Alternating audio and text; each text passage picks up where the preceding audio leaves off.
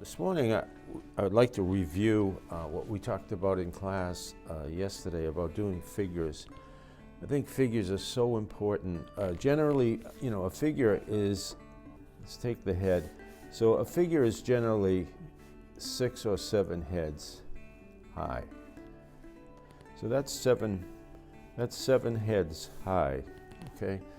And that's just a general, principle. It's not, nothing's cut in stone here.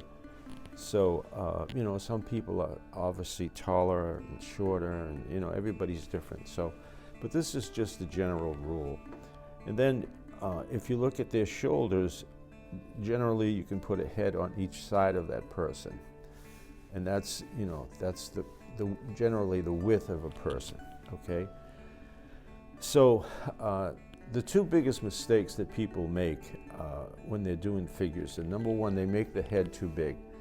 So they make the head too big for the body, and they call them lollipop heads. And I just want to mention here that I learned all of this stuff from my friend Bob Wade, who is in Australia.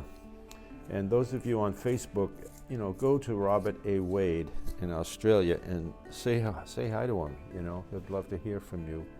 He taught in the U.S. and around the world for many, many years, and he's written 2 or 3 books that are just wonderful. But he posts his paintings online all the time, and they're wonderful to see. You learn a lot from them. Wonderful figures, absolutely beautiful. So many of us have learned from him. So. Anyway, I just wanted to give him credit for that. But so here's our figures. This one's 6. This is the first mistake. The second mistake, people make their arms too short. So generally, if you stand up, your arms will come down to below your hips. So your arms will come to there. So that's the general measurements of people and how to use them. So. Let's do a couple. You can use any color here, but I just want to point out that a lot of problems that students face, as they paint, they're looking at themselves in the mirror, and if you're Caucasian, your face is very light and white. So they tend to paint these pink figures. My suggestion is to go into a color like this. This is quinacridone sienna, but you could use cad red with any color. So paint the head, and sometimes you can come down even with the neck, and then maybe a touch of the hands. Okay, obviously this figure's very stiff, but that's a general rule. So any color, body, but the shoulders would be like so, and if the person has a shirt on or a sweater, generally pay attention to the neck, where the neck comes out here, the elbow, where the elbow is, and then where the hand, comes down. So you can get a good idea. And then the waist would be, approximately halfway down, about 3.5. So that's 1, 2, 3, 3.5, approximately there. And then these are just figures in the landscape or figures in cityscapes, whatever, but they're not portraits, they're just figures. So you don't have to worry too much about features or anything like that. But then the legs, same thing, legs would come down like so. And you'll pay attention to where the knees come out,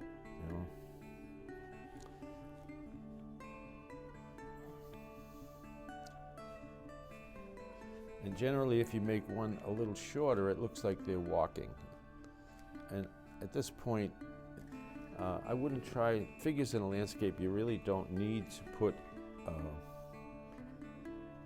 shoes or feet on them, because you can easily hide the feet in a shadow, which a lot of artists do, and it creates a sense of movement.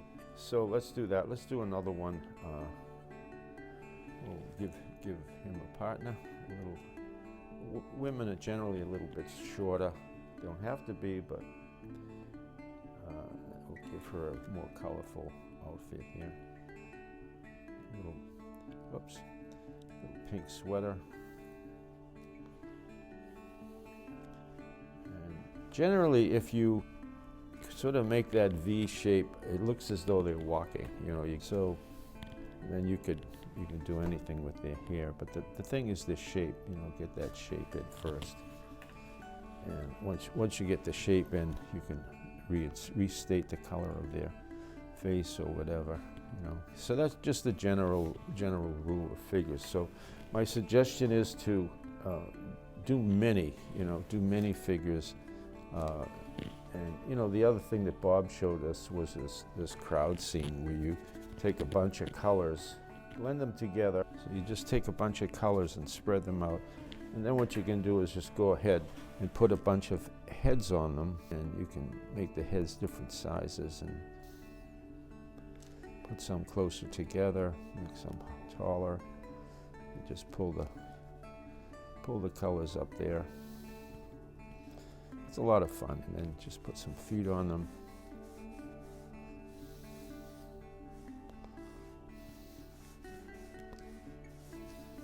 He called these Bob's Blobs, which was great. And if you do that, you can stick one head out here, maybe change the shape a little bit, you know. And if you look at a person standing, you know, their backs go out, you know, so much. So you practice that kind of thing, you know. There's so much fun. They're really so much fun. And once you put some shadows on them, they really come to life, you know. So there you are. Just practice a bunch of them. And then the other thing that I would do is I would take a piece of scrap paper. So, you know, when you're doing paintings, if you have a painting you're going to throw away, or any painting, it over, do a half a dozen people in the back and do them a bigger size. Here's one I did.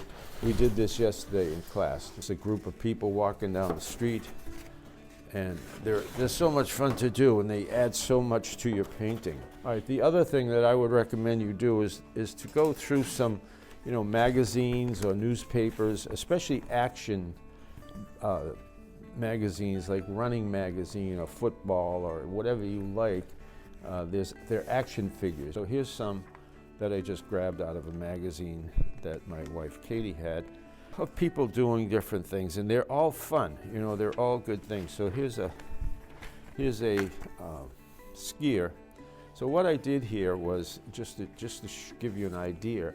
I took some masking, you know, just regular liquid, and put a few drops on my toothbrush, dipped it in, and then just sprinkled it, batted it, and get some masking on there first, and then you can go in and take this. So he has a pretty black helmet on. He has a very bright yellow, and as you're painting, you know, everything's relative. You know, look at as you're drawing out a shape. You know, pay attention to where everything lines up. When you see things, you want to learn to see like a graph. You know, see everything. Everything's related. You know, look at the edge of his head. It comes down, so his shoulder is inside his head.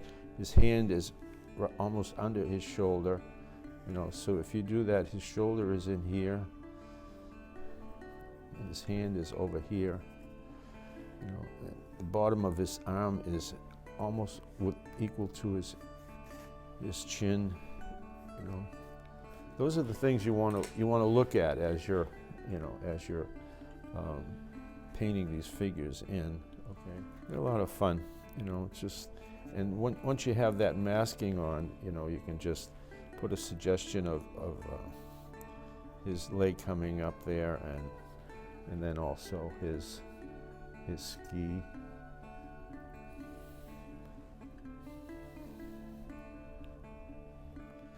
All right, so his shoulder comes down, his arm is coming in here.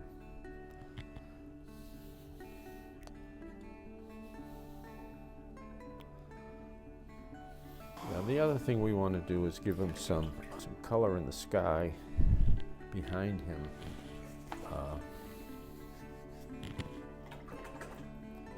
I'm just picking up some some blue here.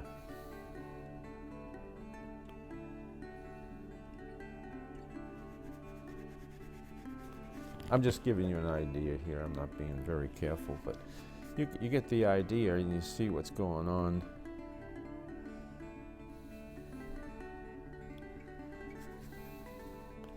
Bring this down to the masking, so you can see that masking there. And then even the masking, you might want to just put a tiny bit of rose in, so you get a little bit of a violet here in the snow. And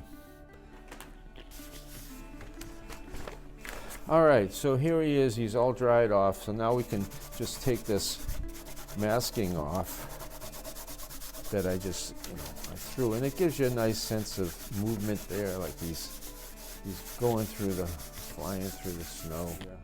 Anyway, that's one action figure. I'll do another one for you over here. These, as I said, these are just some I grabbed out of Katie's magazine. Start with a little bit of the face here. Another guy has the goggles on, so we'll